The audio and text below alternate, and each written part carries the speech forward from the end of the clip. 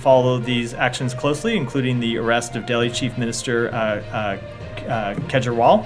I'm not going to talk about any private diplomatic conversations, but of course, what we have said publicly is what I just said from here, that we encourage fair, transparent, timely legal processes. We don't think anyone should object to that, and we'll make the same thing clear privately. क्या आपने सुना है कि दिल्ली के मुख्यमंत्री श्री अरविंद केजरीवाल की गिरफ्तारी पर अमेरिका ने क्या प्रतिक्रिया दी है?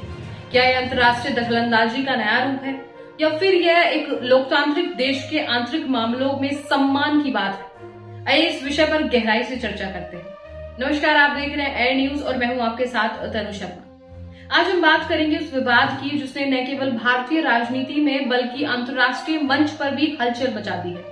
जब अमेरिकी राज्य विभाग के प्रवक्ता मैथ्यू मिलर ने दिल्ली के मुख्यमंत्री की गिरफ्तारी पर अपनी टिप्पणी दोहराई तो भारत ने इस पर कड़ा विरोध जताया।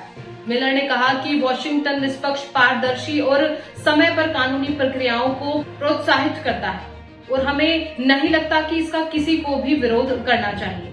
इस घटनाक्रम के बाद भारत ने अमेरिका के एक वरिष्ठ राजनयिक को तलब किया और उनकी टिप्पणियों पर विरोध जताया। इसके अलावा कांग्रेस पार्टी के बैंक खातों को जमा करने के आरोपों पर भी मिलर ने प्रतिक्रिया दी।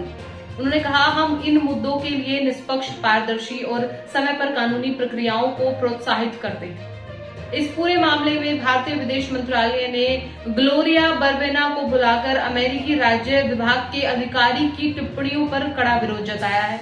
इस मामले में यह बात सामने आई कि अमेरिकी राज्य विभाग के एक अधिकारी ने कहा था कि अमेरिका मुख्यमंत्री केजरीवाल के लिए निष्पक्ष, पारदर्शी और समय पर कानूनी प्रक्रिया को प्रोत्साहित करता है। इस घटनाक्रम के बाद भारतीय विदेश मंत्रालय ने कहा कि दिल्ली ने अमेरिकी राज्य विभाग के प्रवक्ता की टिप्पणियों पर कड़ी आपत्ति जताई है।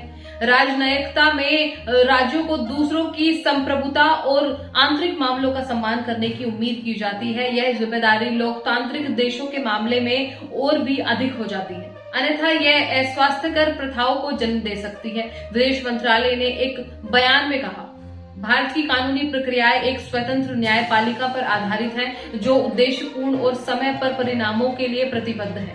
उस पर आरोप लगाना अनुचित है, विदेश मंत्रालय ने जोड़ा। इस कार्यक्रम के बाद अमेरिकी राज्य विभाग के प्रवक्ता की टिप्पणियों को लेकर भारतीय विदेश मंत्रालय की प्रतिक्रिया ने एक नई बहस को जन्म दिया है और एक और जहां अमेरिकी निष्पक्ष और पारदर्शी कानून प्रक्रियाओं की बात कर रहा है, वहीं भारत ने इसे अपनी संप्रभुता और आंतरिक मामलों में अनावश्यक हस्तक्षेप के रूप में देखा है। वैसे इस प्रकार की टिप्पणियां अंतर्राष्ट्रीय संबंधों में तनाव पैदा कर सकती हैं और दो लोकतांत्रिक देशों के बीच सम्मान और समझ की आवश्यकता को रेखांकित करती है।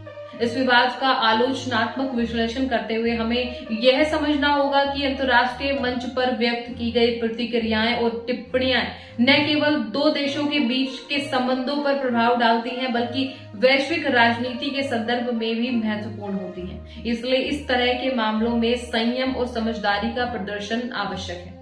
अंत में हम कह सकते हैं कि भारत और अमेरिका के बीच इस तरह के मतभेदों को संवाद के माध्यम से हल किया जा सकता है। दोनों देशों को एक दूसरे की संप्रभुता का सम्मान करते हुए आपसी समझ और सहयोग के साथ आगे बढ़ना चाहिए।